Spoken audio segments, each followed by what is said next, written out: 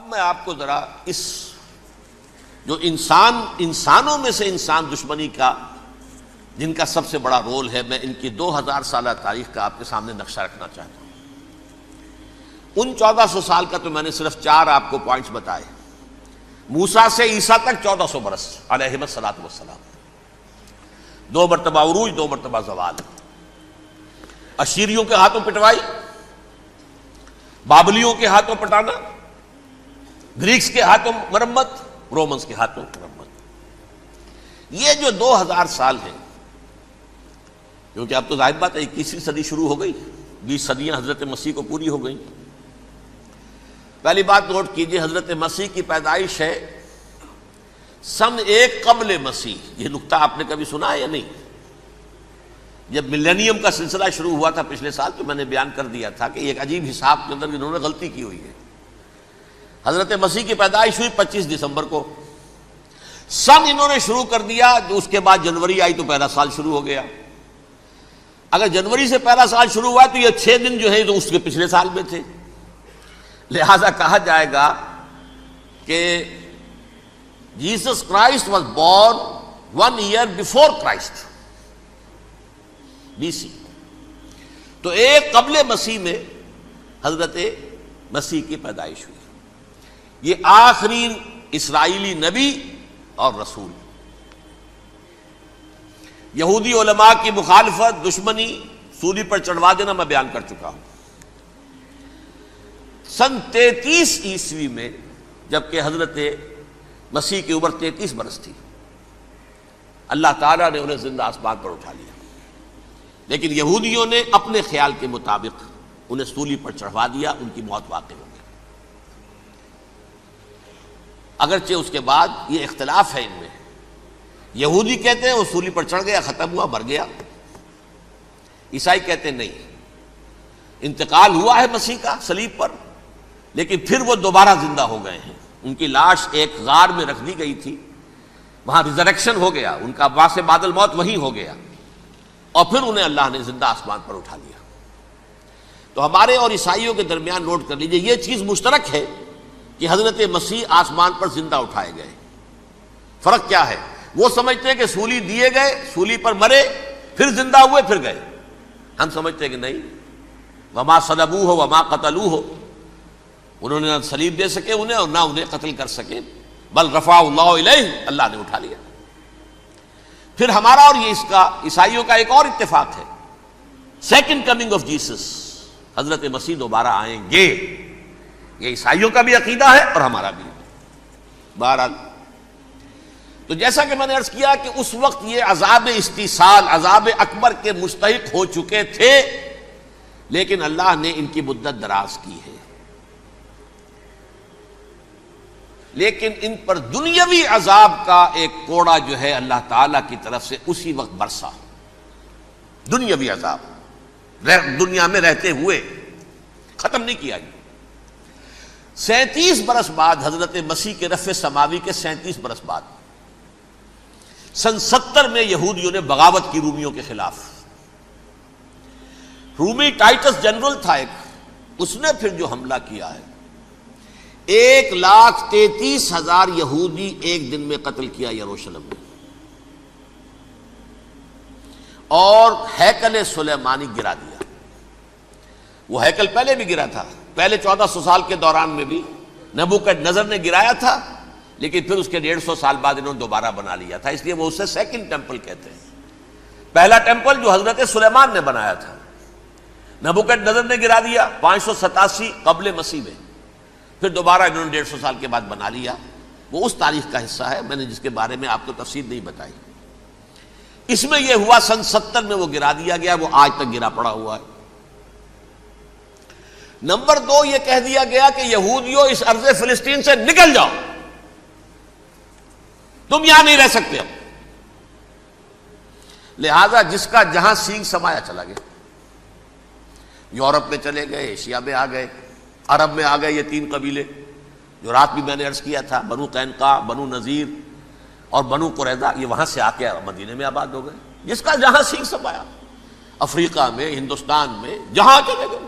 Diaspora اسے کہتے ہیں، وہ آپ نوٹ کر لیجیے اس لفظ کو، ڈایاسپورا، ہمارا دور انتشار، جبکہ ہمیں ہماری اصل سرزمین تو فلسطین ہے، حضرت ابراہیم کا مسکن، حضرت اسحاق حضرت یعقوب کا مسکن فلسطین، یہ ہے ہماری اصل جاگیر، یہ تو ہماری جدی پشتی جاگیر ہے، لیکن یہاں سے نکال دیے گئے سن 70 عیسوی میں، اور وہاں سے لے کے 1917 تک ان کا ڈایاسپورا جاری رہا۔ یہ دور انتشار ہے۔ اس دور انتشار کے اب چند حصے ہیں جس کو میں چاہتا ہوں کہ آپ علیحدہ علیحدہ سمجھ لیں۔ دور انتشار کا جو پہلا جو ہے تقریباً 300 برس رومی حکمران تھے، وہ یہودیوں کے بھی دشمن تھے اور عیسائیوں کے بھی دشمن تھے، عیسائی اور یہودی ایک دوسرے کے بھی دشمن تھے، لیکن رومی سمجھتے تھے کہ یہ ایک ہی تھیلی کے چٹے بٹے ہیں۔ رومیوں کے نزدیک عیسائی بھی یہودیوں ہی کا ایک فرقہ تھے، کوئی علیحدہ مذہب تو تھا ہی نہیں، لہذا رومی جو ہیں رومنز وہ ان دونوں کو ستاتے تھے، مارتے تھے، اور یہ آپس میں لڑتے تھے، یہودی عیسائیوں کو مارتے تھے، عیسائی یہودیوں کو مارتے تھے۔ یہ ہے 300 برس تک کی تاریخ۔ سن 300 عیسوی میں کیا ہوا؟ ایک معجزہ ہو گیا۔ بہت عظیم ایمپرر کانسٹینٹائن، قسطنطین اعظم، رومن ایمپررز میں سے بہت بڑا ایمپرر، وہ عیسائی ہو گئے۔ اب تو معاملہ بالکل تلپٹ ہو گیا، پوری سلطنت عیسائی ہو گئی۔ اب عیسائیوں کے عیش ہو گئے اور یہودیوں پہ مار پڑنی شروع ہوئی۔ اب عیسائیوں کا آپ خود سوچئے کہ جنہیں وہ خدا بنا بیٹھے ہیں، خدا کا بیٹا قرار دے رہے ہیں، ان کے قاتل کون؟ یہودی بدماش۔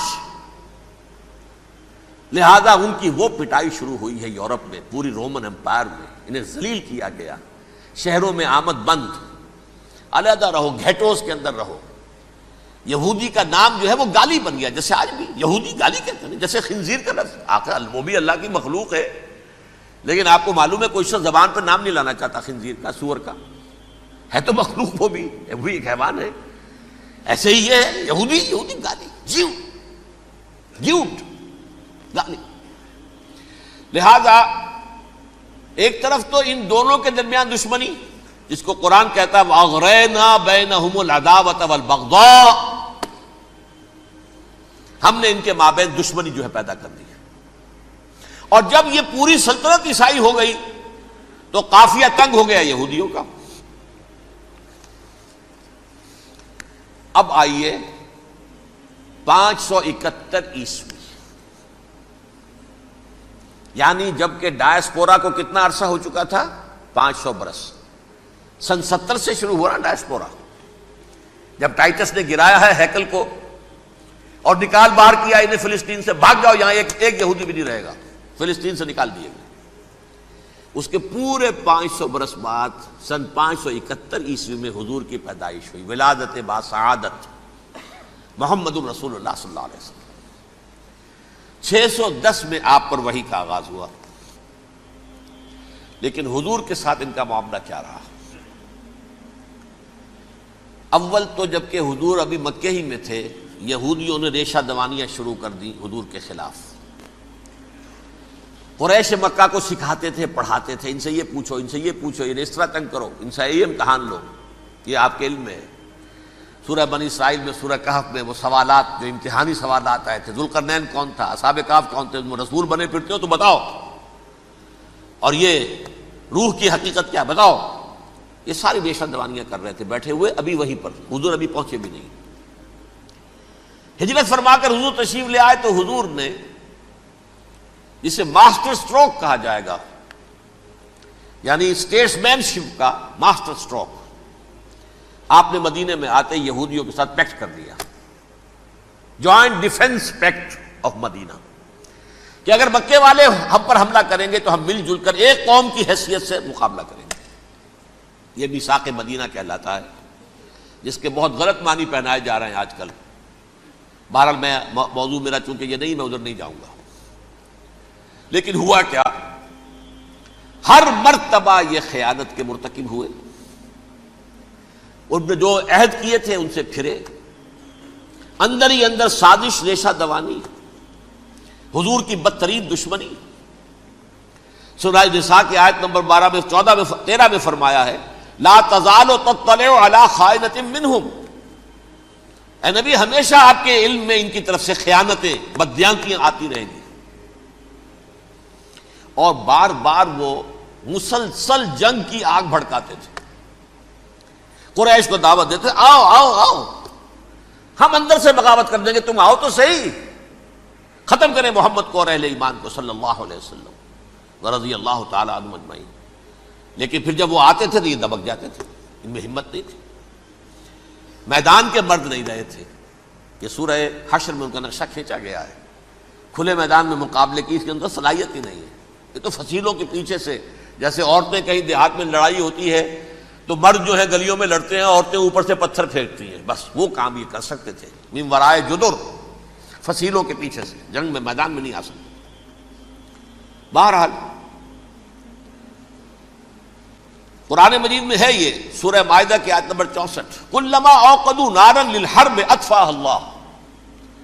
اکثر و بیشتر مواقع پر تو یہ جب آگ بھڑکاتے تھے جنگ کی، اللہ اسے بجھا دیتا تھا.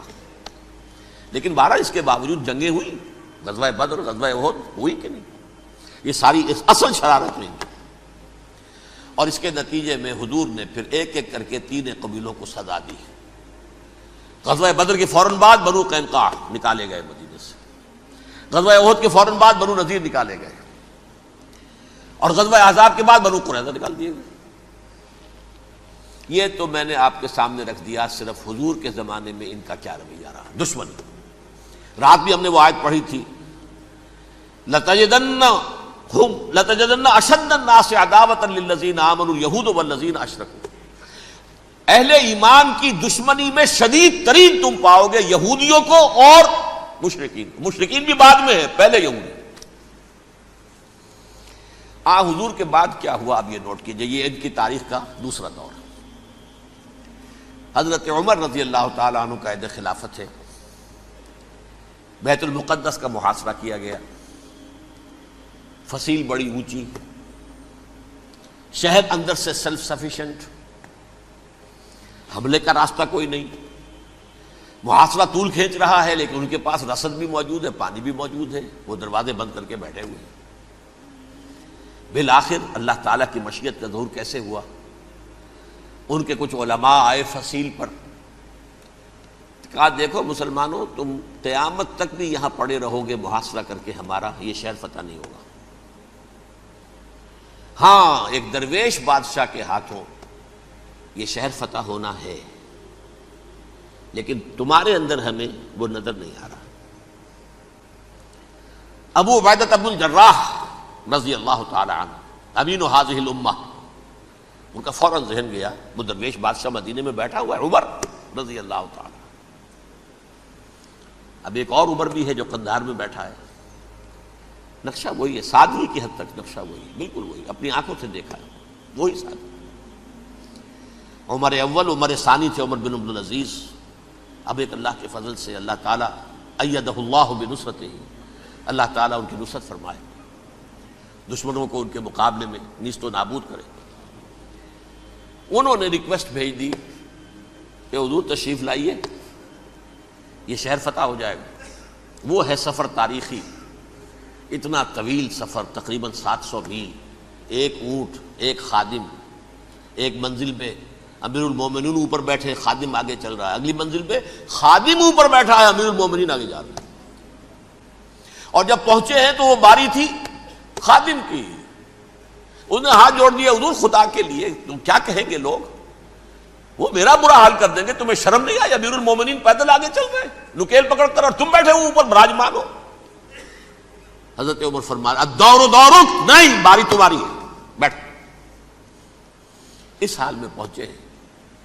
اور پھر یہ کہ ابو عبیدہ بن الجراح آئے ہیں، استقبال کیا ہے تو دیکھا ہے اس حال میں چلے آ رہے ہیں. عمر نکیل پکڑے ہوئے چلے آ رہے ہیں، اور کہتے ہیں کہ کہیں کیچڑ ویچڑ تھا، جوتے خراب ہو گئے تھے، وہ بھی اتار کے ہاتھ میں پکڑے ہوئے، کپڑے تو تھے ہی پھٹے ہوئے.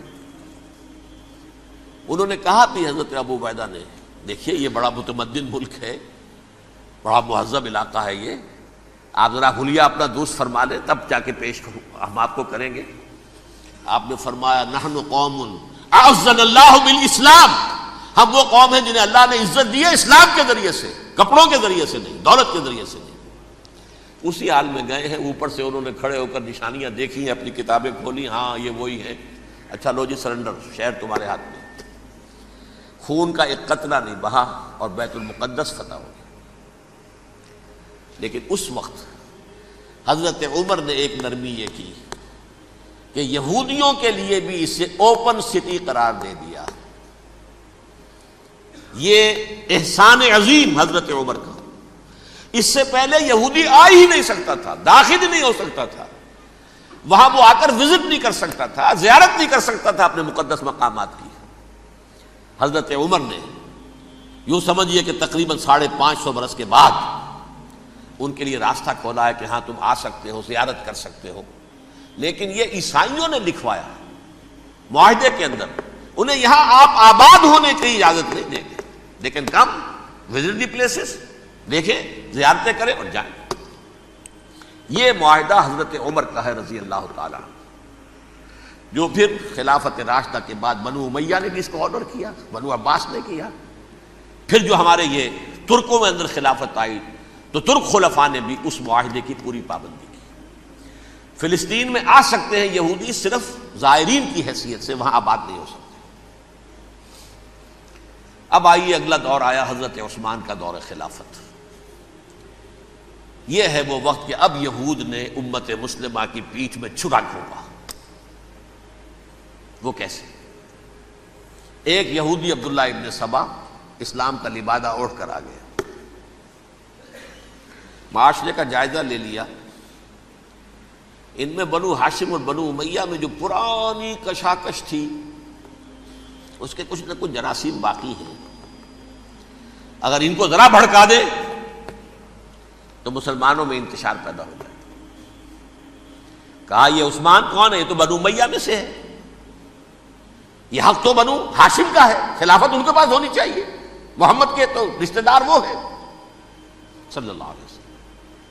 عوام الناس کے اندر بات پھیلنی شروع ہوئی، پھر ایک بڑی سازش کے انداز میں حضرت عثمان کے خلاف پروپیگنڈا، حضرت عثمان کے جو عاملین تھے، گورنر تھے، ان کے خلاف پروپیگنڈا، اور ایسی ہوشیاری کرتے تھے کہ کوفے میں کوفے کے حاکم کے خلاف کچھ نہیں کہنا، اجی مصر میں یہ ہو رہا ہے، اجی شام میں یہ ہو رہا ہے، اجی یہ جو عثمان ہے وہ یہ کر رہا ہے، یہ ظلم ہو رہا ہے، یہ لوٹ مار ہو رہی ہے، یہ خیانتیں ہو رہی ہیں۔ اب نہ تو اس زمانے میں مینز آف کمیونیکیشن، کیسے تصدیق کریں؟ افواہیں تو آپ آج کراچی کے اندر شروع ہو جائے تو پتہ نہیں چل سکتا کسی کو کہ کیا اس میں صداقت ہے کیا جھوٹ ہے، اور بری بات جو ہے فطرت انسانی کی کمزوری ہے وہ فوراً قبول کرتا ہے، کسی کے بارے میں اچھی بات ماننے کو تیار نہیں ہوتا لیکن بری بات تو فوراً تیار۔ بہرحال یہ فتنہ انہوں نے اٹھایا، حضرت علی کی الوہیت کا فتنہ اٹھایا، حضرت عثمان کے خلاف الفتنۃ الکبریٰ برپا کیا، حضرت عثمان شہید ہوئے۔ اس کے بعد 5 برس تک مسلمان ایک دوسرے کی گردنیں کاٹتے رہے، باہمی خانہ جنگی ہوئی، امت کو وہ زخم لگایا ہے جو آج تک جس سے خون رس رہا ہے۔ یہ شیعان عثمان اور شیعان علی تھے جو بعد میں پھر سنی اور شیعہ ہو اور آج تک ہے۔ فتنہ کس نے جگایا؟ ایک عبداللہ ابن سبا یہودی اور اس کے کارندے، شیطان کا ایجنٹ، اور انسانوں میں سے بھی اس کے جو بھی حواریین تھے اور شیطانوں کے اندر سے بھی تھے، انہوں نے بھی اس آگ کو بھڑکایا۔ یہ آپ سوچ لیجئے کہ یہ کس نے وہ زخم لگایا؟ یہودی۔ اگلا دور آیا، خلافت راشدہ ختم ہوئی، بنو امیہ کا بھی دور کافی گزر گیا۔ طارق ابن زیاد 712 عیسوی میں حملہ کرتے ہیں اسپین پر۔ اسپین اس وقت عیسائیت کا بہت بڑا گڑھ، بڑے کٹر ترین عیسائی جو ہے وہ اسپین میں تھے، لہذا یہودیوں کی وہاں بہت پٹائی ہوتی تھی، بہت پٹائی ہوتی ہے، میں بتا چکا ہوں، دشمنی تھی ان کی تو چلی آ رہی تھی عیسائیوں کے ہاتھوں یہودیوں کی، وہ تو سن 300 عیسوی سے ایمپرر کانسٹنٹائن کے بعد سے شروع ہو گئی تھی۔ اس حوالے سے یہودیوں نے اس وقت چالاکی یہ برتی، کچھ راستے واسطے بتائے، کچھ مدد کی طارق ابن زیاد کی۔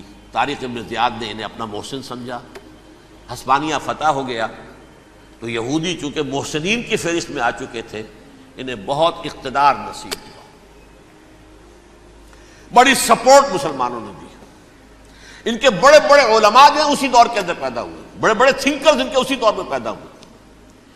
بن گوریون جو کہ ایک وزیر اعظم تھا اسرائیل کا، اس نے یہ لکھا ہے اپنی کتاب میں، مسلم Spain was the golden era of our diaspora. وہ ڈائسپورا جو 70 عیسوی سے شروع ہوا تھا اور 1917 عیسوی تک جاری رہا ہے، اس میں سے گولڈن ایرا ہمارا جو تھا وہ مسلم اسپین تھا. ہسپانیہ میں بیٹھ کر ہم نے عیش کیے. لیکن وہاں سے انہوں نے اور جو کچھ کیا، یہ تو داستان کے تو بہت سے گوشے ہیں، لیکن میں جس اسٹریٹ لائن میں چل رہا ہوں اس کے اعتبار سے ایک بات سمجھ لیجیے. وہاں بیٹھ کر انہوں نے اب عیسائیت کی پیٹھ میں چھرا گھونپا، پروٹیسٹنٹ مذہب پیدا کیا، تقسیم کر دیا. جیسے شیعہ سنی کی تقسیم، عبداللہ ابن سبا، رومن کیتھولک اور پروٹیسٹنٹ کی تقسیم، یہودی علماء. ہوتا کیا تھا؟ ہسپانیہ کی یونیورسٹیاں ہیں، کارڈووا میں ہے، ٹولیڈو میں ہے، گریناڈا میں ہے، غرناطہ، قرطبہ، تولیتلا، اور وہاں آتے تھے لوگ. فرانس سے چلے آ رہے ہیں نوجوان پڑھنے کے لیے، جرمنی سے چلے آ رہے ہیں، اٹلی سے چلے آ رہے ہیں. 3 ہی ملک قریب ترین پڑھتے ہیں سینٹرل جو یورپ کے ہیں. یہاں پر جو ہے وہ اسلام جو نور پھیلا رہا تھا اس سے بھی مستفیض ہوئے. جہالت کے جو ہے پردے ان کے وہ چھٹے. اس کے ساتھ ہی وہ یہودی وہاں ان کے اندر جو جراثیم داخل کر رہے تھے وہ اس عیسائیت کے خلاف بغاوت تھی جو اس وقت دنیا میں عیسائیت اس وقت تھی. پوپ کا راج تھا دنیا میں اس وقت. یورپ میں جو عیسائیت تھی اس میں ایک طرف بادشاہ تھے، لیکن بادشاہوں کی حیثیت وہاں پر یوں سمجھ لیجئے کٹ پتلیوں کی تھی. اصل قوت پوپ کے ہاتھ میں تھی. اور پوپ کو انہوں نے جیسے قرآن نے کہا اتخذوا احبارهم ورهبانهم اربابا من دون اللہ، کیونکہ سینٹ پال نے شریعت موسوی ساقط کر دی تھی تو اب شریعت تھی ہی نہیں. پوپ کو اختیار تھا جس چیز کو چاہے حلال قرار دے دے، جس چیز کو چاہے حرام قرار دے دے. اتخذوا احبارهم ورهبانهم اربابا من دون اللہ. انہوں نے کہا صاحب یہ پوپ کس بلا کا نام ہے، یہ بھی انسان ہے. بات تو ٹھیک تھی نا، اصل حیثیت تو کتاب کی ہونی چاہیے نا، ڈیوائن بک، دی ریویلڈ اسکرپچر. لہذا اور یہ کتاب ہر شخص پڑھ سکتا ہے. کوئی پوپ کے باپ کو جو ہے کوئی اس کے لیے پروپرائٹری رائٹس تو نہیں ہے کہ صرف پوپ پڑھ سکتا ہے یا پادری پڑھ سکتے ہیں. ہم بھی پڑھ سکتے ہیں، ہم بھی سمجھ سکتے ہیں. یہ باتیں تھی کہ جن کو بڑھا چڑھا کر بیان کر کے اور پوپ کا اقتدار ختم کرا دیا اور توجہ مرکوز کر دی بائبل کی طرف. اب بائبل میں بڑا حصہ تو اولڈ ٹیسٹامنٹ کا ہے. نتیجہ کیا ہوا؟ یہود کی عظمت پروٹیسٹنٹس کے نزدیک مسلم ہو گئی. اصل قوم تو یہ ہے. وہ دشمنی بدلی کہ نہیں بدلی؟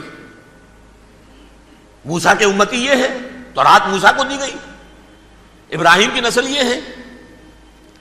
لہذا وہ جو دشمنی تھی، جو عداوت تھی کہ ہمارے خدا کو سولی چڑھانے والے ہیں یہ بدماش، اس کا ازالہ ہوا اس پروٹیسٹنٹ مذہب کے نتیجے میں.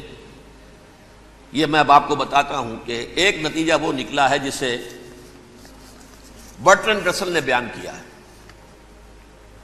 اس کی کتاب ہے ان پریز آف آئیڈلنس، صفحہ 108.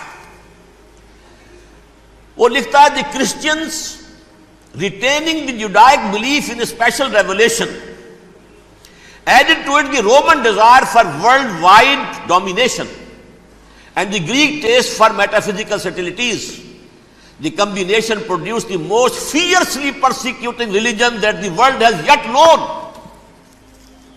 یہ 3 چیزیں آ کر عیسائیت میں مل گئی. ایک تو جب یہ اولڈ ٹیسٹامنٹ جو ہے وہ ان کے ہاتھ میں آ گئی، اور اس کے میں کچھ آپ کو بتا دیتا ہوں کہ اولڈ ٹیسٹامنٹ کی تعلیمات، کیونکہ یہ اولڈ ٹیسٹامنٹ جو ہے یہ محرف تھی.